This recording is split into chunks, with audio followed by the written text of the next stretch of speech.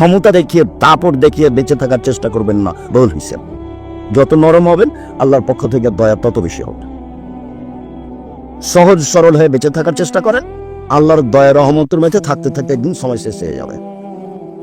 আল্লাহর নবী বলছেন, বুখারী মুসলিমের হাদিস, ইন্নাল্লাহ ইউমলি লিয-যালিম ইযা আখাযাল ফালাম ইউফলিতহু। আল্লাহ অত্যাচারীকে, স্বৈরাচারকে সময় দেন, দেন দেন দেন, কতদিন যে দেন, যতদিন তিনি চান, আর যখন ধরেন তখন আর ছাড়েন না। তো জালেমকে আল্লাহ সুযোগ দেন, স্বৈরাচারকে আল্লাহ সুযোগ দেন, তো কতদিন দেন সেটা তিনি ভালো জানেন। কত মানুষ ধ্বংস হয়ে গেল ফেরাউনের যুগে, আরো কতকার যুগে।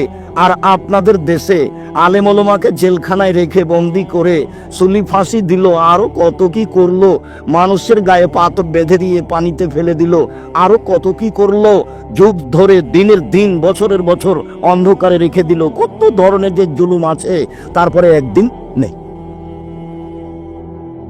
ক্ষমতা দেখিয়ে বেঁচে থাকার চেষ্টা করবেন না, 1 মিনিট নয়।